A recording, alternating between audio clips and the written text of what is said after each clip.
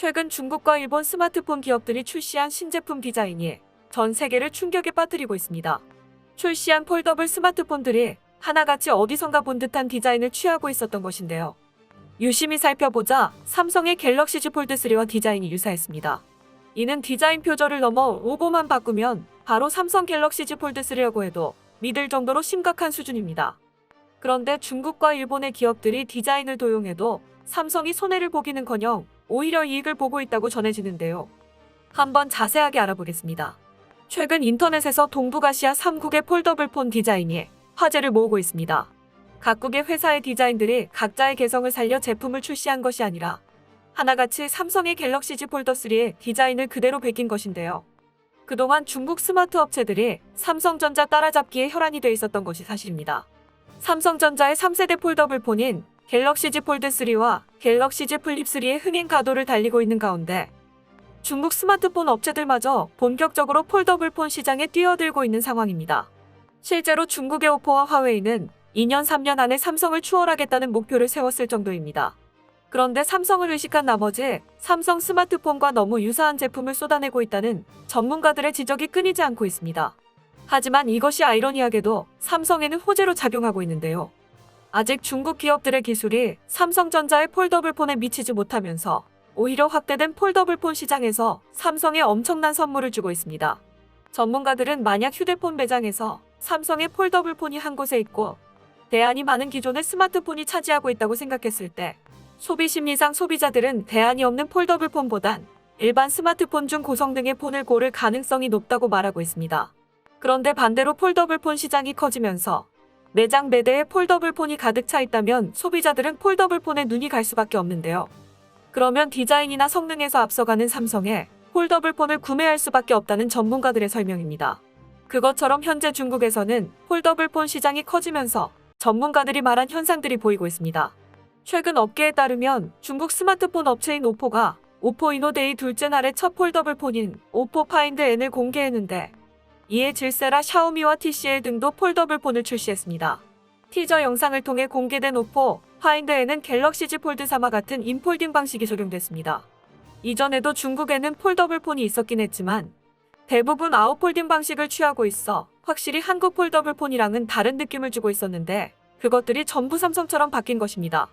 피트라오 오포 최고 제품 책임자는 오포 홈페이지를 통해 오포 파인드 N은 4년간의 연구개발과 6번의 프로토타입을 거쳐 출시한 첫 번째 폴더블 스마트폰이라며 스마트폰의 미래에 대한 오포의 대답이라고 자신있게 말했는데요. 그러면서 파인드 N에서 디스플레이 굴곡과 전반적인 내구성 등 앞서 출시된 폴더블 스마트폰이 갖고 있던 문제를 해결했다며 삼성전자의 폴더블 폰보다 성능 면에서 우위에 있다는 점을 시사하기도 했습니다. 또 다른 중국의 핸드폰 업체 TCL은 중국에서 열린 DCT 2021에서 폴더블 폰과 롤러블 폰을 결합한 시제품인 폴드 엘로를 선보였으며 오포와 TCL에 앞서 화웨이는 지난 2019년 메이트 X, 샤오미는 올해 4월 미믹스 폴드를 출시했지만 대부분 삼성의 기술을 따라한 것이었습니다. 화웨이의 경우 기술력 면에서 부족한 면을 보이면서 중국 내에서도 많은 호응을 받지 못했지만 샤오미의 미믹스 폴드는 폴더블 폰에 대한 높아진 관심과 함께 출시 후 1분 만에 3만에서 4만 대가 팔릴 정도로 인기를 끌었습니다. 여기에 오포와 TCL까지 폴더블 폰을 출시할 경우 폴더블 폰 시장 확대에 더욱 속도가 날 것으로 예상되는데요. 전문가들은 중국 업체들의 진출에 따라 폴더블 폰에서 어느 정도 활약할 수 있을 거라 생각되지만 시장 확대는 역시 폴더블 폰에 주력하고 있는 삼성전자에게만 좋은 일이라고 말하고 있습니다. 그 이유는 중국의 기업들이 삼성을 따라하고는 있지만 여전히 폴더블 폰 기술력 면에서는 삼성전자에 한참 뒤처지기 때문입니다. 삼성전자로서는 높은 기술력을 바탕으로 시장 확대에 따른 과실을 얻을 기회인 셈인데요. 삼성전자는 얼마 전 출시한 갤럭시 Z 폴드3의 세계 최초로 폴더블 폰에 언더 디스플레이 카메라를 탑재했습니다. 삼성의 높은 기술력과 새로운 시도는 삼성폰 무덤이라 불리던 중국 시장에서 신의 한 수로 작용했습니다. 갤럭시 Z 폴드3와 갤럭시 Z 플립3는 정식 예약 판매가 시작되기 전부터 중국 전자상거래 플랫폼인 징동닷컴에서 예약대기자만 각각 62만 명과 8만 2천 명을 넘었으며 알리바바의 티몰에서도 두 모델에 대해 약 16만 8천 명의 대기자가 몰릴 정도로 뜨거운 반응을 보였습니다. 전문가들은 중국 업체들이 폴더블 폰 시장에 뛰어들고는 있지만 디스플레이 업계에서는 중국 스마트폰 업체들이 삼성전자의 폴더블폰을 따라오기에는 엄청나게 긴 시간이 소요될 것으로 보고 있는데요. 항상 베끼기만 하는 중국이라면 어쩌면 영영 따라잡지 못할 것이라는 의견도 있습니다. 중국 내에서 삼성 제품을 베낀 중국의 폴더블폰들이 많이 팔려도 삼성전자에게는 이익입니다. 한 업계 관계자는 오포와 샤오미 등 중국 업체들이 사용하는 폴더블폰 패널도 삼성 디스플레이가 공급한다며 충격적인 폭로가 있었는데요.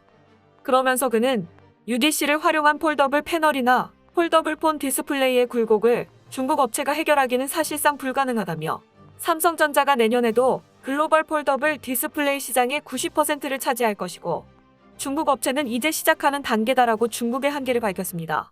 시장 조사 업체인 디스플레이 서플라이 체인 컨설팅에 따르면 삼성전자는 올해 3분기 갤럭시 Z 폴드 3와 갤럭시 Z 플립 3를 앞세워 전체 폴더블폰 시장의 93%를 차지했으며 6%로 2위를 차지한 화웨이와는 말도 안 되는 격차를 보이고 있습니다. 사실 중국이 남의 디자인을 베끼는 파렴치한 일을 한 것은 어제 오늘의 일이 아닙니다. 하지만 최근 중국은 몰래 도용하다 걸려 한국 기업에 엄청난 로열티를 지불하고 있는 상황이며 몇몇 부품은 절대로 구현하지 못해 한국 제품을 살 수밖에 없는 형국으로 한국에 이익을 주고 있습니다. 그런데 문제는 일본에서 일어나고 있습니다. 최근 일본도 한국 디자인을 베끼고 있다는 것이 드러나고 있는데요. 더욱이 일본은 삼성을 무시하는 듯한 태도를 보여왔지만 최근 갤럭시 Z 폴드 3와 똑같은 디자인으로 폴더블폰 특허를 내 논란이 일고 있습니다. 얼마 전 IT 전문 매체 레츠고 디지털은 일본 기업 후지필름이 미국 특허상표청의 폴더블폰 관련 기술을 특허 출원한 사실을 보도했는데요. 그래픽 디자이너 테크니조 콘셉트가 특허를 기반으로 제작한 렌더링 이미지를 보면 후지필름의 폴더블폰은 화면을 접었다가 대화면 태블릿으로 확장되는 인폴더 방식을 취하고 있으며 접었을 때 전면 화면까지 완전히 갤럭시 Z 폴드 3와 판박이임을 알 수 있습니다.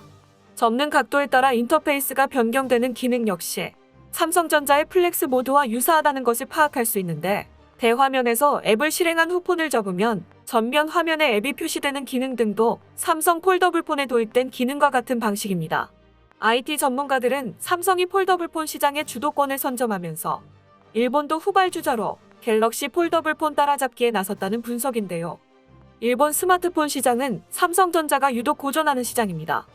갤럭시 S 시리즈 등 삼성전자의 주요 플래그십 스마트폰이 일본에서는 삼성 로고가 빠진 채로 출시되기도 합니다. 특히 한국산 제품에 대한 일본인들의 인지도가 매우 낮기 때문인데요. 하지만 폴더블폰 시장은 분위기가 좀 다릅니다. 삼성전자가 갤럭시 Z 폴드 3와 갤럭시 Z 플립 3로 폴더블폰 시장을 선점하고 있기 때문입니다. 애플은 물론 일본 기업들에서도 대체 가능한 제품이 아직까지 등장하지 않고 있는 탓입니다. 이 때문에 일본 기업들이 갤럭시 Z 폴드 3와 유사한 형태의 폴더블폰을 준비하고 있는 것으로 보이는데요. 일본에서 삼성을 삼성이라고 부르지 못하는 홍길동 같은 상황이 폴더블폰에서만큼은 일어나지 않고 있습니다. 이에 삼성은 갤럭시 Z 폴드 3와 갤럭시 Z 플립 3를 일본 주요 통신사들과 함께 현재 시장에 본격적으로 출시할 예정인데요. 폴더블폰은 미니멀리즘을 추구하는 일본인들에게 취향 저격 제품입니다. 작년에 출시한 삼성 갤럭시 Z 플립 초기 모델은 한국산 제품 불모지 일본에서 전체 판매 3위를 기록하기도 했는데요. 일본인들은 자꾸만 커져만 가는 장지갑 같은 형태의 스마트폰만 보다가 이제는 접었다 폈다 하면서 주머니에 쏙 들어가는 휴대성이 돋보이는 갤럭시 Z 플립을 엄청나게 선호했다고 전해집니다. 이에 삼성은 소니를 사상 처음으로 제치고 출하량 271만 5천 대를 기록하여 애플 샤프에 이어 일본 내 스마트폰 시장 3위를 기록하는 기염을 토했습니다. 또한 현재 5G 시대에 살고 있는 만큼 일본은 한국 없이 통신망 구축조차 어려운 상황입니다. 때문에 일본 내 1위 통신 사업자도 삼성에 손을 벌릴 수밖에 없는 상황인데요.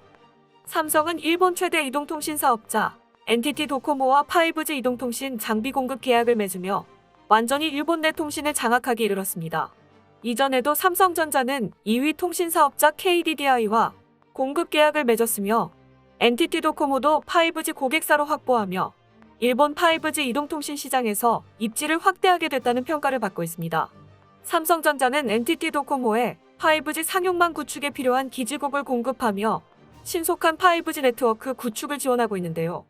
아베타 사다유키 NTT 도코모 무선 액세스 네트워크 개발부 부장은 삼성전자와 5G 분야 협력을 통해 빛의 속도와 같은 5G를 전국으로 확대해 나가겠다고 말했습니다. NTT 도코모는 지난해 12월 기준 약 8,200만 명 가입자를 보유하고 있으며 지난해 3월부터 5G 이동통신 상용 서비스를 제공 중인데요. 삼성이 만약 공급을 중단하면 대안은 중국의 화웨이밖에 없는데 과연 일본이 중국 화웨이를 신뢰할지는 미지수입니다.